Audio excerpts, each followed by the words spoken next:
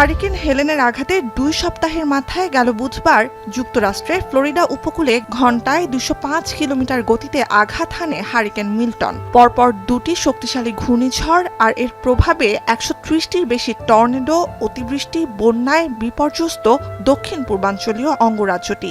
কয়েক হাজার কোটি ডলারের ক্ষয়ক্ষতি কাটিয়ে স্বাভাবিক জীবনে ফেরার জোর চেষ্টা চালাচ্ছেন লাখ লাখ মানুষ। ঝড়ে ধ্বংসস্তূপ পরিষ্কার ও ক্ষতিগ্রস্ত স্থাপনা মেরামতে কয়েক সপ্তাহ থেকে মাস পর্যন্ত লেগে যেতে পারে ফ্লোরিডার বাসিন্দাদের। অভিযোগ উঠেছে, এমন নাজেহাল অবস্থার মধ্যে বাসিন্দাদের রেখেই দোষারোপের খেলায় মত্ত মার্কিন রাজনীতিকরা। এতে ডেমোক্রেটিক দলীয় যুক্তরাষ্ট্রের কেন্দ্রীয় সরকার আর ফ্লোরিডার রিপাবলিকান প্রশাসনের মধ্যে যোগাযোগের অভাবে গতি পায়নি প্রশাসনের ঝড় পরবর্তী কার্যক্রম। I don't know. It's pretty bad. It's pretty bad. It looks like some areas have taken it harder than others on Siesta Key. But yeah, I'm probably a little relieved. বিভিন্ন সংবাদ মাধ্যমের খবর, হারিকেন হেলেনের পরই মার্কিন vice president ও আসন্ন নির্বাচনে Democrat president প্রার্থী Kamala Harris phone করেছিলেন ফ্লোরিডার গভর্নর রন ডিস্যান্টিসকে। কিন্তু কামালার সঙ্গে ফোন আলাপে অনীহা জানান রিপাবলিকান গভর্নর। যদিও ডিস্যান্টিসের দাবি কোনো ফোন করেননি কামালা এবং ঝড়ের সময় কোনো আগ্রহ না দেখালেও রাজনৈতিক উদ্দেশ্য হাসিলে এখন হঠাৎ উদ্বেগ দেখাচ্ছেন। কামালার সাথে রাজনীতির খেলায় জড়ানোর সময় নেই বলেও উল্লেখ করেন গভর্নর।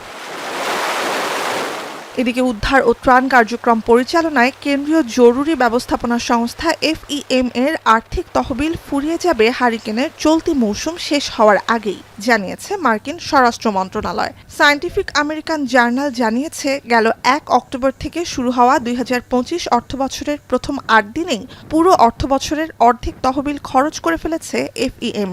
অথচ সাহায্য পেতে জটিল আবেদন প্রক্রিয়া সম্পন্ন করেও এখন পর্যন্ত FEM এর সহায়তা পাননি বলে অভিযোগ ঝড়ে ক্ষতিগ্রস্তদের। I haven't gotten any. I heard that people here can apply to FEMA and they'll offer something. I tried to apply, but I don't really know. They had like a bunch of verification steps and বার্তা সংস্থা Reuters জানিয়েছে, প্রায় 1 বছর ধরে কেন্দ্রীয় সরকারের জরুরি দুর্যোগ ব্যবস্থাপনা তহবিল বাড়ানোর জন্য কংগ্রেসকে অনুরোধ করে যাচ্ছেন মার্কিন প্রেসিডেন্ট জো বাইডেন। কিন্তু বিরোধী রিপাবলিকান আইন প্রণেতাদের বাধায় আটকে আছে সে চেষ্টা। অথচ ফ্লোরিডা, জর্জিয়া, সাউথ ক্যারোলাইনা ও টেনেসি সহ হারিকেন হেলেনের আঘাতে ক্ষতিগ্রস্ত অঙ্গরাজ্যগুলোতে ক্ষমতায় রিপাবলিকান পার্টি। গেল সপ্তাহেও অতিরিক্ত দুর্যোগ তহবিলে মার্কিন কংগ্রেসের অনুমোদনের জন্য জরুরি বৈঠকের আহ্বান জানান প্রেসিডেন্ট বাইডেন। কিন্তু হাউস স্পিকার ও রিপাবলিকান নেতা মাইক জনসন আসন্ন প্রেসিডেন্ট নির্বাচনের আগে ভোটের প্রস্তাব খারিজ করে দেন। নুজহাত কামাল, এখন বিশ্ব।